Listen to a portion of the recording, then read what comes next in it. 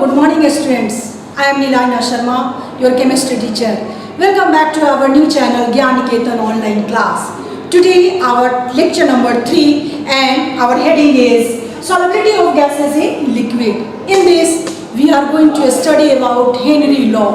Henry law का बहुत बड़ा contribution है students ये chapter solution में. हेनरी लॉ, अगर हम सॉफ्ट ड्रिंक पी रहे हैं, हम केमिस्ट्री वाले बोलते हैं कि हम लोग क्या पी रहे हैं, we are drinking Henry law. Clear? चलते हैं, स्टार्ट करते हैं कि इसमें है क्या. हेनरी लॉ के पहले we are going to clear और discuss about solubility of gases in liquid. जब तक इसको डिफाइन नहीं करेंगे students, solubility of gases here, solubility of gases is solute, okay, in liquid. Liquid में कुछ भी ले सकते हैं एज अ सॉल्वेंट. ठीक है, तो यहाँ पे स्टार्ट करते हैं कि क्या क्या फैक्टर है और ये है क्या. सिंपली सॉल्युबिलिटी को ऑलरेडी मैंने डिफाइन किया था इसके पहले जो हम लोग का टॉपिक था लेक्चर नंबर 2 जो था सॉल्यूशन का, that is solubility of solute. मतलब वहाँ पे सॉल्यूट जो था वो था सॉलिड और वहाँ पे जो सॉल्वेंट था वो क्या था, लिक्विड. आज हम लोगों का जो सॉल्यूट है स्टूडेंट वो है गैस, समझ गए, और सॉल्वेंट लिक्विड है.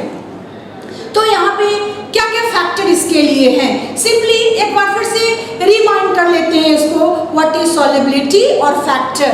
फैक्टर में लास्ट क्लास में स्टूडेंट हम लोगों ने दो चीज को डिस्कस किया था.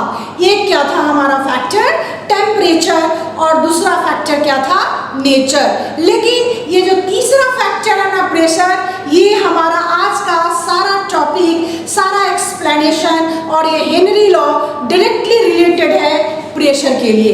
लेकिन इसके पहले वो दोनों टॉपिक को एक बार डिस्कस हम लोग कर लेते हैं. क्लियर? चलो देखते हैं solubility. Amount of substance dissolving unit volume of a particular solvent to for saturated solution at given temperature. ये जो स्टूडेंट सॉल्युबिलिटी ऑफ सॉल्यूट है ना, वो सैचुरेटेड के बाद कितना हम डिसॉल्व कर पाते हैं, एक्चुअली वो है. समझ गए?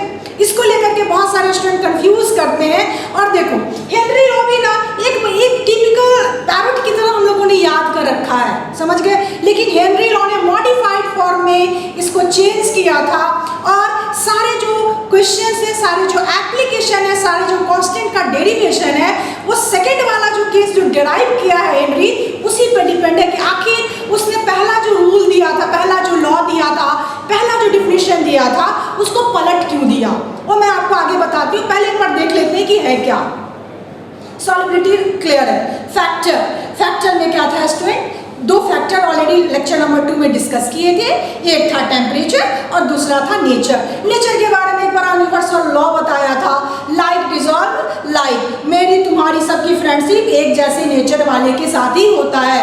एक अपोजिट अगर नेचर होते हैं तो हम लोग की फ्रेंडशिप टिक नहीं पाती है, हो तो जाती है क्योंकि स्टार्टिंग में अट्रैक्शन बहुत सारे फोर्स, बहुत सारी चीज़ों की वजह से होता है, लेकिन वो टिक नहीं पाता है क्योंकि हमारा सॉल्युबल उसमें जाकर के डिसॉल्व नहीं हो पाता है. तो पहला वाला केस जो था ना, नेचर में क्या बोले थे, nature of solute and nature of solvent. इसके लिए क्या बोले थे, लाइक डिसॉल्व लाइक. पोलर जो है पोलर में डिसॉल्व करता है और नॉन पोलर में करता है. आई थिंक उसको लेकर के आपको कंफ्यूजन नहीं होगा. अब सेकेंड टेम्परेचर के केस के लिए बताए थे.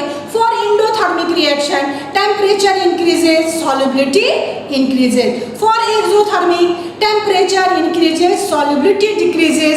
और सिंपल रीजन, प्रैक्टिकल रीजन, हम साइंस वालों का थोड़ा कॉन्सेप्ट भी क्लियर होना चाहिए. उस वहाँ पे एक्सोथर्मिक में तो भाई अपने ही टेम्परेचर निकल रहा है, तो उसको टेम्परेचर की एक्स्ट्रा जरूरत होती ही नहीं. तो इससे एक्स्ट्रा टेम्परेचर आप दे रहे हैं तो सॉल्युबिलिटी उसकी क्या हो रही है, घट रही है. क्लियर? अब देखो तीसरा जो एक्चुअली आज का टॉपिक है और हेनरी लॉ है, जो बेस्ड है, प्रेशर. थर्ड फैक्टर जो है student, that is pressure. Pressure किसके लिए अप्लाई करते हैं. सबसे पहला जो फैक्टर प्रेशर है ना हमारा, ये सॉलिड और लिक्विड के केस में एप्लीकेबल नहीं होगा. अब यहाँ पे क्वेश्चन ये होता है कि why this pressure factor is not applicable for solid and liquid. कभी भी स्टूडेंट प्रेशर को अप्लाई कर करके हम लिक्विड और सॉलिड का चेंज नहीं कर सकते हैं स्टेट. समझ गए? हाँ, तीसरा जो हमारा है गैस. गैस में पूरा खेल, पूरा रोल जो है ये प्रेशर का ही है। जैसे ही प्रेशर बढ़ाएंगे गैस की सॉल्युबिलिटी क्या हो जाएगी, बढ़ जाएगी, क्योंकि गैस को हम क्या कर सकते हैं, by the use of pressure उसको क्या कर सकते हैं, कॉम्प्रेस्ड कर सकते हैं। ठीक है, कारण क्या है, प्रेशर का। अब आते हैं नेक्स्ट कि आखिर ये था क्या, समझ गए। Solubility of gas in a liquid, solubility of a gas in a liquid is directly proportional.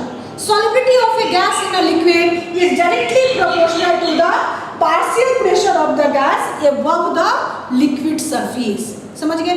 Solubility of the gas is directly proportional to the partial pressure of the gas above liquid surface. अब यहाँ question ये होता है, what is the meaning of partial pressure?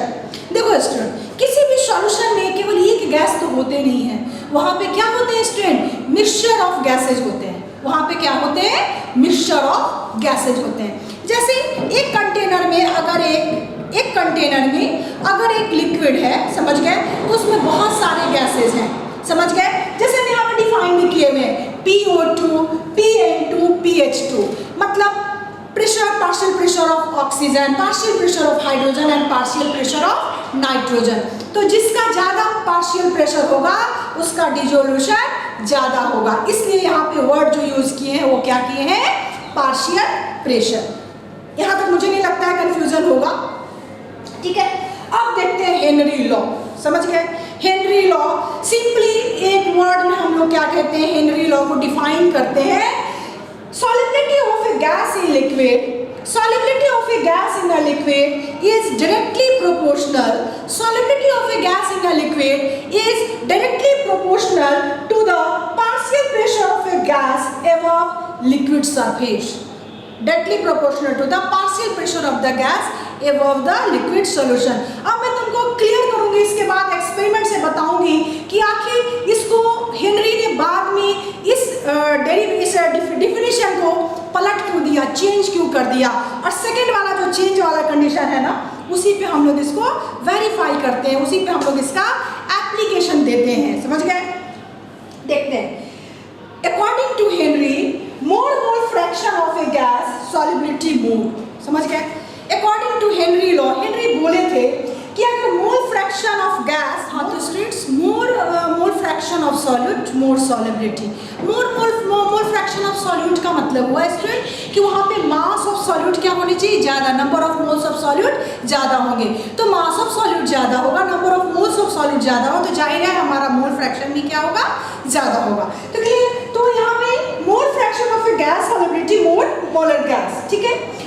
और या जो अपना पहला वाला डिफिनेशन था ना, here that is the solubility of a gas in the liquid is directly proportional to the partial pressure of the gas above liquid surface को उन्होंने, हेनरी ने चेंज कर दिया। हेनरी ने क्या चेंज किया, यहाँ पे क्या बोल दिया जो एकदम क्लियर है, समझ गए। Partial pressure P is directly proportional to the X gas in liquid, X zeta, zeta मतलब क्या हुआ, मोल fraction of gas in liquid, मतलब पार्शियल प्रेशर डायरेक्टली प्रोपोर्शनल है हमारा मोल fraction of gas in liquid. ज़्यादा मोल फ्रैक्शन होगा, partial pressure ज़्यादा होगा। तो एकदम डिफाइंड में जो हमारा हेनरी का है, हमेशा हम लोग ना पैरेट की तरह रट करके काम नहीं चला सकते हैं।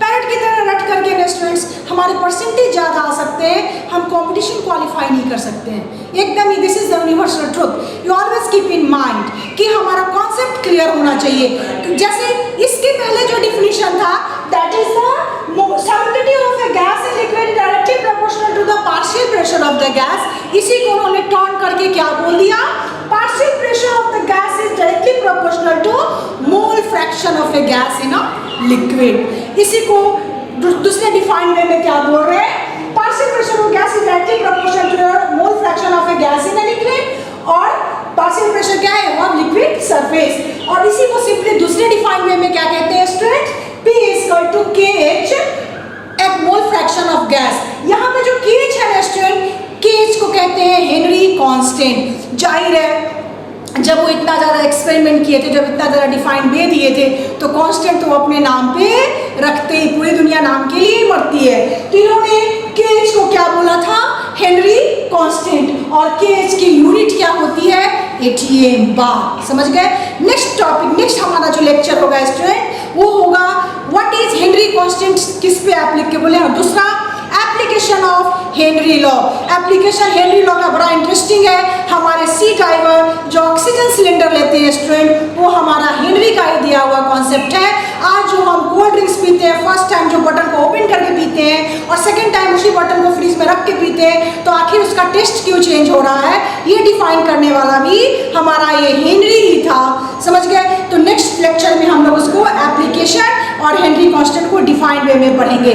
Thank you students, and please like and subscribe this Gyan Niketan channel, Gyan Niketan online class channel. Thank you very much.